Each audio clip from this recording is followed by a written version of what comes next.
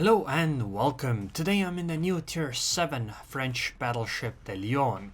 She is still a work in progress, meaning the stats you see here might be changed on the live release of the ship.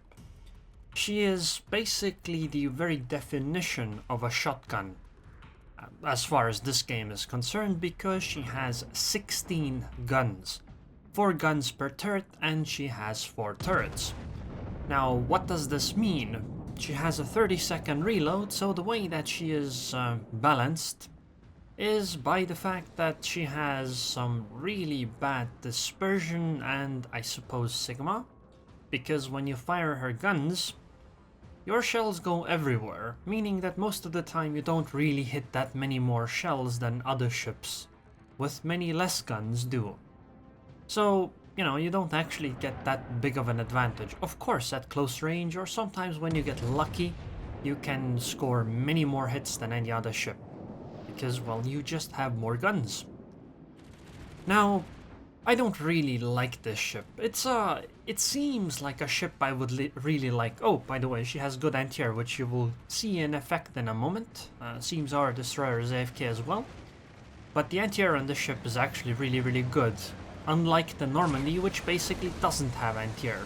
The maneuverability is okay on the ship, or even quite good. The maximum HP isn't that great. The armor scheme is pretty decent, still the same weakness as in cruisers spamming HE. There's nothing else really that special about her. Her range is 18.6 kilometers. Concealment is okay-ish too. It's... Other than just the guns, she's kinda normal. Also, you'll notice that at the start of this game I end up doing very little interesting things, because right now I switched to HE because I want to fight that New York over there. Because it's a New York. However, it turns out that New York is running away, so unfortunately, there's nothing I can do here. And because my range is 18.6 kilometers, I can't exactly, pick another target to shoot at. So basically, I'm just sitting here and sailing around and trying to do things. Well, on the bright side though, this does keep me safe, so I'm not like rushing to my death, which is good. And instead I fire my guns on the enemy carrier. And it seems that by the position of the enemy carrier we will be able to take her out. As you can see, look at this dispersion, right? Even though 16 guns, only 1 shell hit. Also, it has taken me 6 minutes and 30 seconds to actually get my first point of damage, even though I had 12 plane kills by that time. I suppose the enemy carrier does seem to actually be already running out of planes, so it's not necessarily the end of the world that she might just die, well, to the enemy team anyway. I decide to fire 1 AP salvo. Let's see how well this does, and I hit 1 again. Although this time I can't exactly blame dispersion, it was more about my aim. And the destroyers picked her off, so now it's time to go and cap B, I suppose, because it is kinda in our control. Try taking a shot on that Minakaza, however she disappeared before it happened. AP is good on destroyers, on basically any battleship, because you can deal so much damage, and it doesn't have the same weakness as HE does. You see, when you fire HE at a destroyer, oh, and wow, 6 over penetrations, meaning 5700 damage. If you fire your guns at if you fire HE at a destroyer, you might hit the destroyer's guns or other modules on the ship, which can break, but they will absorb the damage, meaning that the ship doesn't lose any HP. And AP doesn't really do that because, it'll usually hit something else too, because over penetrations, and that will end up, taking the ship out. A weakness on this ship is that you only have 1 turret at the front. Your second turret is behind your superstructure. Also, I don't really like the look of this ship. For some reason, the funnel is in a really weird position. It's like asking to make the flag dirty. Besides, what happens if the ship is not moving forward very fast and there's a strong wind from behind? Does that mean that the people on top of the frontal superstructure are all in smoke then? I suppose it does. Anyways, time to fight this Texas now. There she is. It's a Texas though, so it's not that crazy. Oh, by the way, the guns are 340mm caliber, meaning that they're not actually that big for tier 7, so you can't overmatch all kinds of armor. And you know, you're still a tier 7 battleship, so your bow and aft are 25mm, meaning that 380mm guns can overmatch you. So, this might be one of the things that this ship excels at, because, you know, while you're a shotgun, if you get close enough with a shotgun, it still hits quite many of your shells, right? So that's what we're gonna do. I don't even aim at the waterline here, well, mostly because I had HE loaded, but the second reason is that if you aim slightly higher than waterline, you know, the middle point of your shells, or the aim is above water, so, you know, you'll have less shells fall into water doing nothing. Also, the secondaries on the ship are actually quite decent-ish as well. No, they aren't like something you want to go a secondary build on, but, you know, they at least are something. And hello, that's 10 shell hits, with a citadel involved, although only one. But there goes the Texas to secondaries. Next target is that enemy Gnevny. At least that's what I think.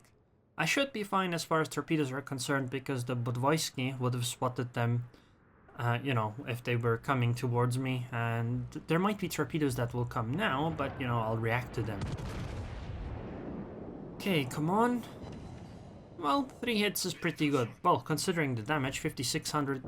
One of them over-penetrated multiple sections of the ship, meaning that that was good damage.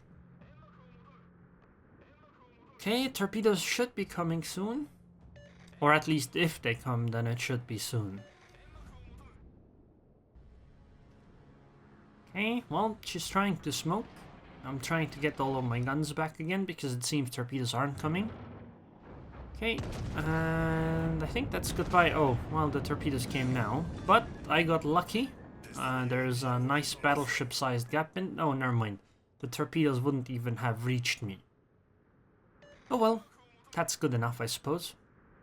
So, do I find this ship to be strong? I do. I do think that she is strong. I do think that you will have lots of fun with her, because the 16 guns can be... They can be quite fun. Of course, they can be quite trolly as well, but, you know, most of the time they didn't really let me down that much. You'll definitely have some amazing games with her. Oh wow, 15,000 damage. I hit 7 out of those 8 shells from the frontal turrets. Wow. You know, things like that will happen, and when things like that happen, that is fun. However, of course, it's not as fun when you hit barely any of the shells. So, you know, some people will like the ship, some people won't. Personally, I'm not so sure, because you're a tier 7 ship, you can easily get into tier 9 matches.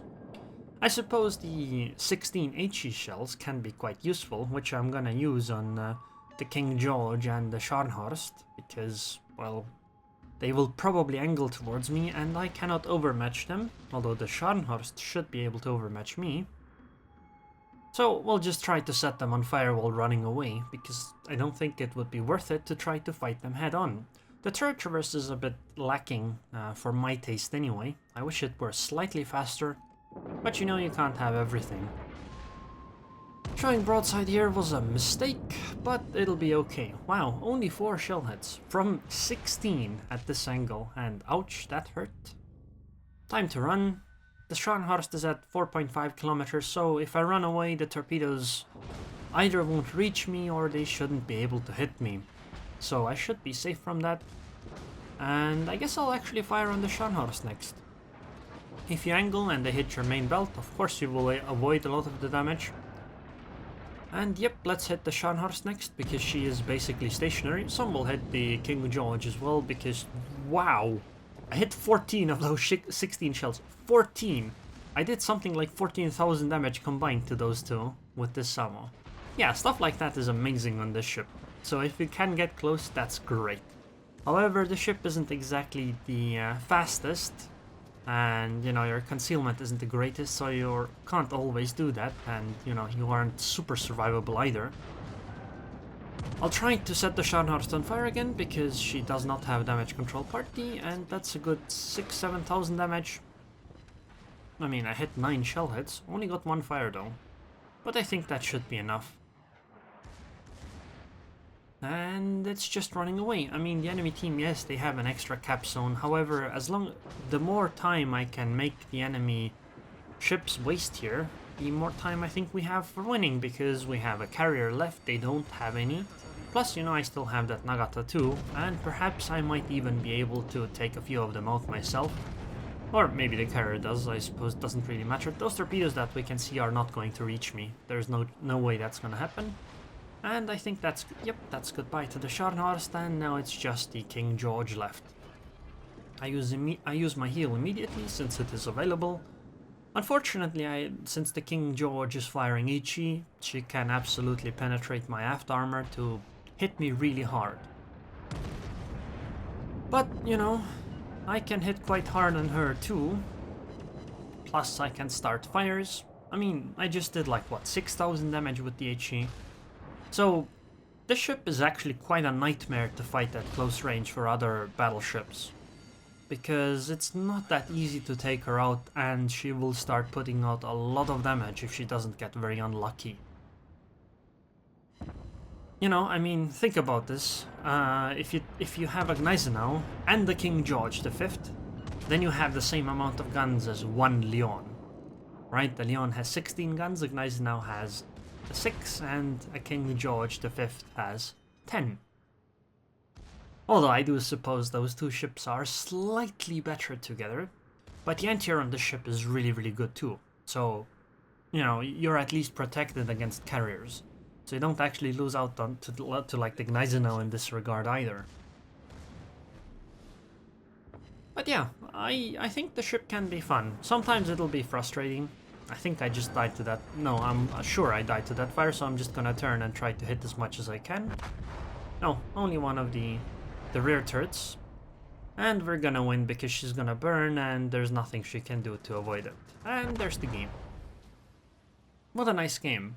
Although I have to say that this is quite a bit above average for me in this ship. I didn't break 100k that often, but 173k this time?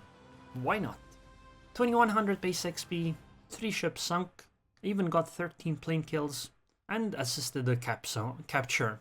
I would like to give that Bodoisky a compliment, but I was really annoyed by their play because they didn't cap at all, the two Bodoiskys. They just kept sailing around trying to chase ships. In terms of damage tanking, you can't really do that much on this ship. I mean, you can do the usual things battleships can, but it's nothing that special. Anyways, I find this ship to be hit or miss. Sometimes it's super fun, sometimes it's super frustrating. I definitely would recommend people to try this ship out once the French battleships are launched, because I'm sure some of them will absolutely love this ship. Anyways, hope you enjoyed this video. I would like to thank the Patreons on Patreon, and thank you very much for your continued support, Nashiro, and I hope I'll see you guys next time.